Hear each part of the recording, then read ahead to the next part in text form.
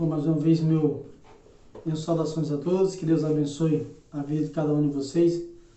Eu desde já quero agradecer a Deus, louvar a Deus pela vida de cada um que tem visualizado, que tem compartilhado no Facebook, no YouTube. Obrigado a todos, no Instagram também. Obrigado a todos vocês. De alguma forma, o propósito é contribuir com o crescimento espiritual de todos nós.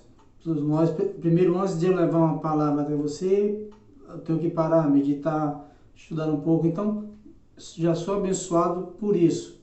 E sinto agradecido em poder contribuir na sua vida, para a sua família, para o seu crescimento espiritual. Obrigado a todos, que Deus abençoe. Tem outros vídeos também no canal no YouTube, se puder entrar lá no canal, visualizar outros vídeos. Tem séries de vídeo lá sobre estudos, tem alguns vídeos separados também de alguns assuntos individuais.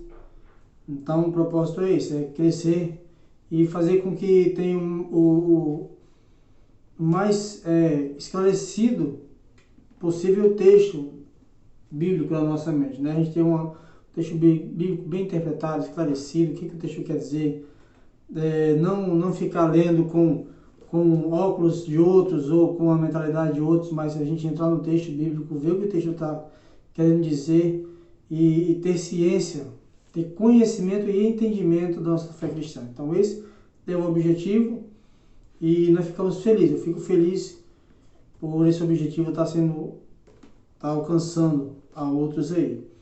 E eu vou gravar um vídeo dessa vez. De repente esse assunto vai ser dividido pelo menos em 2 ou 3 vídeos. Não dá para fazer em um vídeo só, porque é pouco tempo. Se a gente tentar resolver tudo, falar tudo num vídeo só, fica muito comprido o vídeo, então não fica legal. E a gente tem que fazer corrido, falar rápido, corrido, para poder o vídeo não ficar muito longo, então não fica legal. Vai dividir em 2 ou 3 vídeos no máximo aí, vídeo curto. A ideia aqui é só despertar a curiosidade para que o leitor da Bíblia venha estudar na sua casa, venha pegar a sua Bíblia, estuda na sua casa e acompanhando o vídeo para despertar essa curiosidade.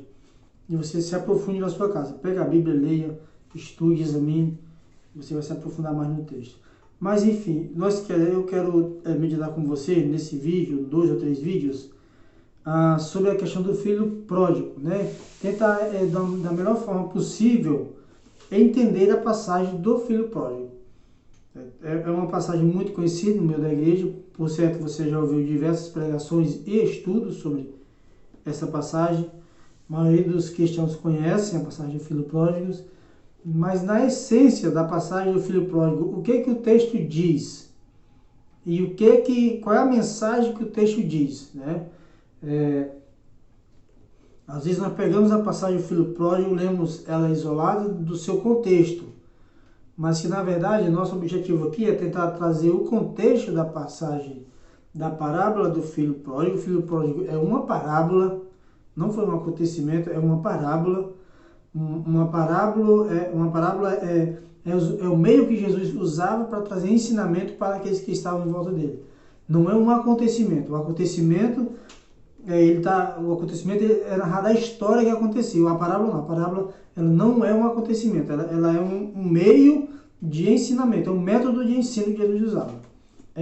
A pedagogia dele era essa.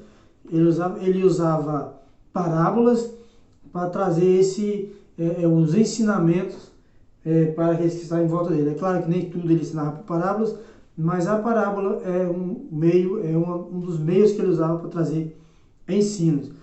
Então agora a parábola do filho pródigo, que é que nós queremos meditar, começando a meditar agora, nós vamos tentar trazer o contexto, qual é o ensinamento geral que essa parábola está inserida.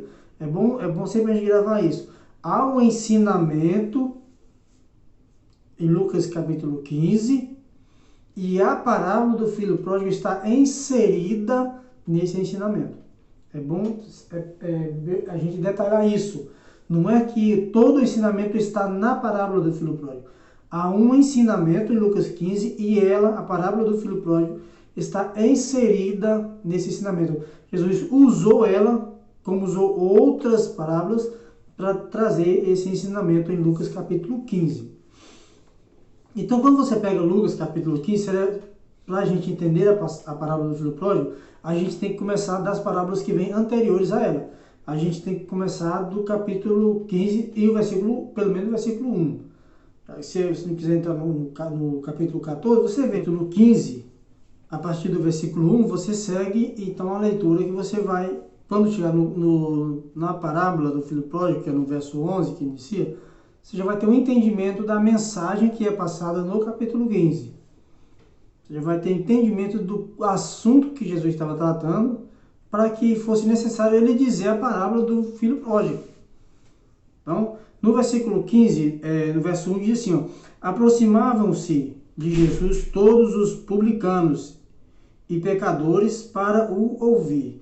Observa que no começo do capítulo 15, é o grupo de pessoas que procuravam Jesus, os publicanos e pecadores.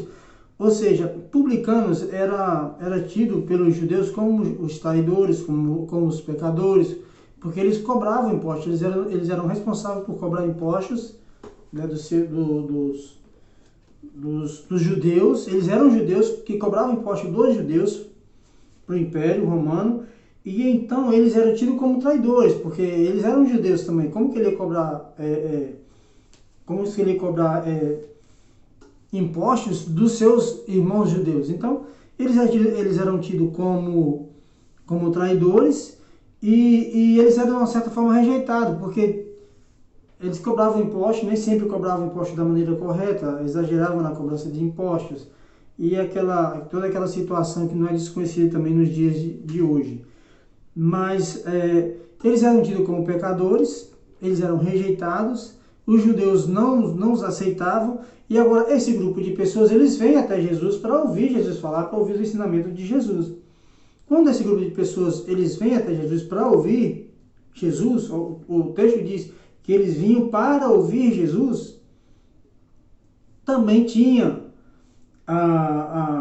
em volta de Jesus o outro grupo de pessoas que eram os fariseus e os escribas.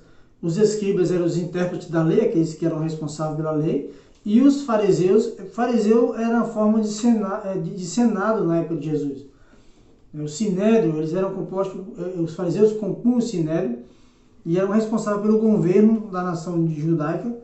E então agora os fariseus e os escribas, eles começaram a murmurar e reclamar porque Jesus recebia pecadores, por causa que eles se consideravam justos, se consideravam os homens da lei, eles observavam a lei, observavam os ensinos que a lei trazia, e agora eles olham para Jesus e veem Jesus ensinando publicanos e pecadores. Então, eles começam a questionar Jesus, e ele diz no verso 2, e murmuravam os fariseus e os escribas, dizendo, esse recebe pecadores e come com eles.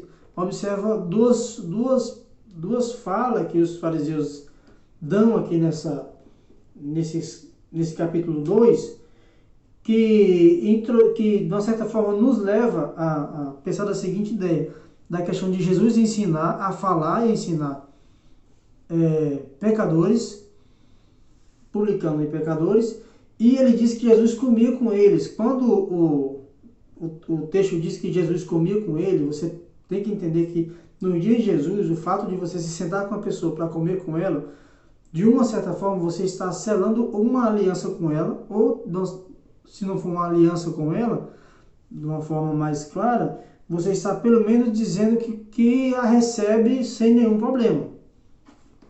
Então ele diz que Jesus recebe os publicanos e pecadores, ele diz, e ele come com eles. Ou seja, ele não tem problema nenhum de receber publicano e pecador. Ele come com publicano e com pecador. E aí então Jesus, a partir desse enredo todo que tem com os pecadores e com os publicanos, envolvendo agora os escribas e fariseus, que são, eles se consideravam o outro lado da moeda. De um lado ficavam os publicanos e pecadores, do outro lado ficavam os escribas e os fariseus. Jesus, então, o que Jesus faz? Jesus começa a trazer um ensinamento no versículo 3. No versículo 3, Jesus começa a trazer um tipo de ensinamento. E qual é o ensinamento que Jesus traz no versículo 3 do capítulo 15? Jesus começa a trazer o ensinamento do qual ele vai usar a parábola do filho pródigo para aplicar esse ensinamento. E qual é o ensinamento? É que Deus procura o homem perdido. E como é que ele vai usar isso? Ele vai usar elementos, coisas que são comuns no dia dele, no contexto dele ali. Então ele usa a parábola da ovelha perdida, ele usa a parábola da dracma perdida e ele usa a parábola do filho pródigo. As três parábolas falam do mesmo assunto, é a mesma coisa, é o mesmo ensinamento. Ele apenas dividiu o ensinamento em três elementos, pegando três elementos, três figuras, para mostrar o ensinamento que ele tinha para dar. E observa que em todas as parábolas, em todas as três parábolas que nós falamos aqui, sempre vai dizer que há alegria quando encontra, que há festa quando encontra. Sempre vai trazer esse ensinamento. Então, esse ensinamento que Jesus tem trazendo nesses três versículos aqui, nessas três parábolas aqui. Quando você chega